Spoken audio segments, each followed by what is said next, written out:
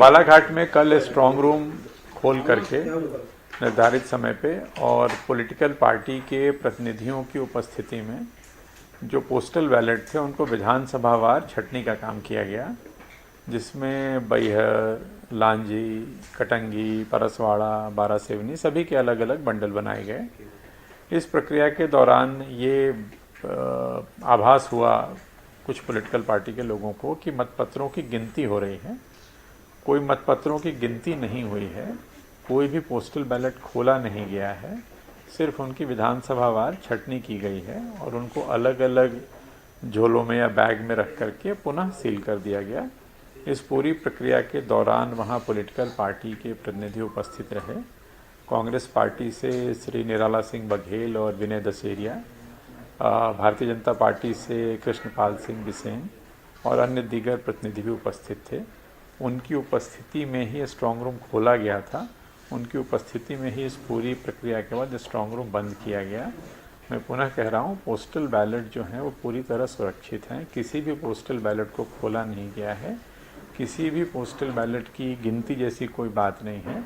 मतगणना अपने जो निर्धारित समय है, जो निर्धारित दिनांक है, उस पे 3 तारीख को होगी। सर, सस्पेंड किया गया है सर, जो साहब किया गया को सस्पेंड किया गया किस आधार पर? जो प्रक्रियात्मक त्रुटि है, जैसे 3 बजे का समय था, बट नोट जो स्ट्रांग रूम खोला गया वो 1:30 पे खोला गया। जो सूचना एक तरह से जो सॉर्टिंग करी गई, जो छंटनी का काम किया गया, उसकी सूचना सही तरीके से यदि सभी जनप्रतिनिधियों को दी गई होती तो ज़्यादा बेहतर ढंग से ये काम होता, इस तरह का कन्फ्यूज़न नहीं होता। तो ये जो प्रक्रियात्मक त्रुटि हुई है उसके परिप्रेक्ष्य में जो जांच प्रतिवेदन प्राप्त हुआ है जिले से, उसके आधार पे कर्तव्य निर्वहन में जो लापरवाही रही है उसके लिए जो जबलपुर संभाग के जो आयुक्त हैं उनके द्वारा जो नोडल ऑफिसर थे उनको निलंबित किया गया है। नहीं, ये सिर्फ बालाघाट जिले की घटना हुई। सर, आने वाले समय में ऐसी कोई गफलत ना हो, सॉर्टिंग को लेकर कोई दिशा निर्देश है कि पूरे प्रदेश में डाक मतपत्र की सॉर्टिंग कब हो? नहीं, ये दिशा निर्देश हैं कि 2 तारीख को मतगणना दिनांक से 1 दिन पहले सभी डाक मतपत्र जो जहां भी रखे हैं, अधिकांशतः जिला मुख्यालय पे ट्रेजरी में रखे हुए हैं, कुछ जगहों पे आरओ के लेवल पे भी डाक मतपत्र अस्थायी स्ट्रांग रूम में हैं। तो ये निर्देश पहले से दिए गए हैं कि मतगणना दिनांक के 1 दिन पूर्व अर्थात 3 तारीख को मतगणना है, तो 2 तारीख को ये सभी मतपत्र मतगणना सेंटर पे जहां काउंटिंग होनी है वहां पॉलिटिकल पार्टी के लोगों को सूचित करते हुए और ये लाए जाएंगे। तो सॉर्टिंग अगर आवश्यकता है तो ये सॉर्टिंग का काम 2 तारीख को किया जाएगा जहाँ भी मतपत्र रखे हैं। राजनीतिक दलों को सूचना दे करके और यदि वो उपस्थित होते हैं तो उनकी उपस्थिति में करेंगे। वीडियोग्राफी होगी, सीसीटीवी वगैरह तो ऑलरेडी हर जगह पे लगे हुए हैं। सर, बालाघाट में ही क्यों कल हुआ, बाकी जिलों में क्यों नहीं हुआ?